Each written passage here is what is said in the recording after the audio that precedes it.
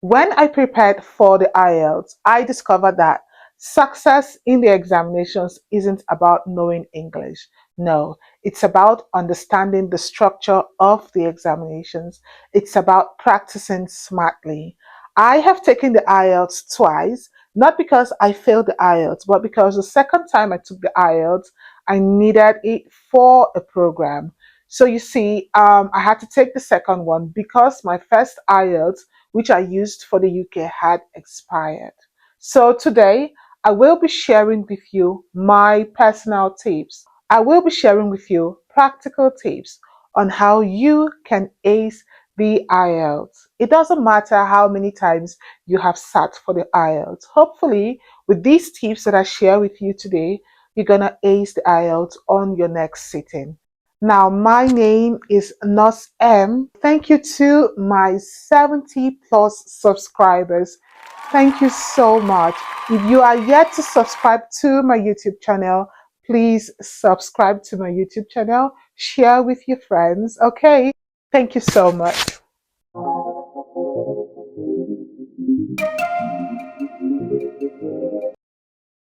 The IELTS, which is the International English Language Testing System, is one of the most recognized English proficiency examinations designed to test your writing, your listening, your speaking, and your reading skills. It is a key requirement if you intend to study, work, or migrate to an English speaking country. Now, the total duration for the IELTS is 2 hours 45 minutes. Reading is 1 hour, writing is 1 hour, speaking is 15 minutes, and listening is 30 minutes. Now, for the listening, you need to understand that the recording is played just once. In other words, you will not get the time to hear that recording again. So you need to listen with apt attention. You need to empty your mind and thoughts of anything at all, nothing. It should be so blank that it's only the listening you can hear. You don't even need to think about what you are listening of. No, you just need to listen and answer the questions. Is that okay? Because if you bother your mind over what you have missed, the listening will still go on till the end of the recording. And you know what will happen? You will miss out on the point you will have gotten if you were to listen attentively. Now, another point under the listening is that before your examinations, you need to download different audios.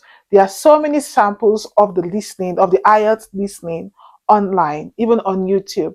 You need to download those audios or those videos and listen to them again and again. This is so that you will get used to the way they speak and the pattern of their examinations. Also, while at home, you could watch different movies, the American movies, the British movies, particularly without the subtitles, so that you can understand and you can get used to how they speak. This is how you prepare yourself to, go for the listening examinations. And another point I would like to point out is this: while you are in the examinations and you're taking your listening examinations, I would advise that you write your answers directly on the answer sheet provided, because you do not want to waste any time. When that section ends, another section begins. And the time you would use to transfer your answers into the answer sheet, you could use that time to browse through the next section. So when you browse through the next section before the audio starts, you've already prepared your mind as to what to expect while the audio is playing. Now, for reading. Reading is for 1 hour and there are 40 questions provided. This means you've got just 1 hour to read through the passages and answer 40 questions. This is not enough time. So during your practice, you can allot 1 minute to one question. You need to set your timer for this. So you allot 1 minute to one question. Within that 1 minute, you need to read the question, find the answer in the passage, and answer the questions, all within 1 minute. This is so that at the end, you must have used 40 minutes for 40 questions. And if you've got enough time at the end, you can review your answers. Usually, the questions come sequentially. That means as you read through the questions, you would find the answer to the first question first, and then you find the answer to the second question, the second paragraph or so, but not all the time. Again, the passages get tougher as you go on. So I would advise that for your first passage or the first two passages, you need to answer those questions as quickly as possible because those are the easier sections. Once you go on to the next section, you'll find that it is tougher. Remember, the trick is skimming and scanning. Do not waste time reading the passage. Take note of keywords and take note of paraphrases. Those keywords in the questions might be paraphrased in the passage. Now, for writing. Writing is usually for 1 hour, and all you need to do to prepare for writing is practice. You need to practice, practice, practice. You can write vague stories, vague essays about various topics, and then you can give those write ups to people who are more skilled than you so they can review your essays. Also, you need to develop your vocabulary. This doesn't mean you cram jargons because the use of too many jargons might be a problem for you because you might not know how to place those jargons properly in a sentence. So just develop simple words. Again, just develop your mind. You can read broad topics, broad literatures about the happenings in the society. You can just develop a reading culture and develop your mind because once you are asked to write, you do not know where your questions will come from.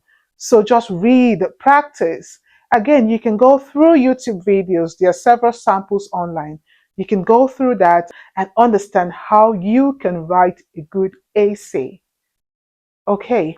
And then the next one is speaking. Speaking is usually within 11 to 15 minutes. So you are face to face with an examiner and you're interacting with that examiner. Some people say they talk with an audio, there's an audio played for them. I have never experienced that, but the major thing is that you are speaking. Now, the first part is usually an introductory part. So you're talking about yourself, you're talking about what you do. The second part, a topic will be given to you, and then you would have 1 minute to prepare for that topic and 2 minutes to talk about that topic. And then the part three, questions will be thrown at you related to the topic in part two. Now, most people would say, take your speaking examinations like you're going for a date or a meeting with a professional colleague.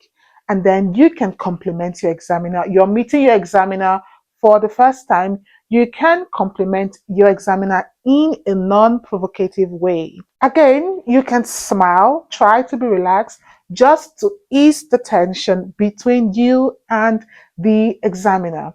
For the part two, where a topic will be given to you and you'll be asked to speak about that topic, you can actually divide your talk into three parts: the past, the present, and the future. That way, you have a lot of things to talk about. You do not really have to talk about your personal experiences because sometimes a topic will be given to you that you have never experienced. For instance, they asked about my favorite pet, and I should talk about my pet.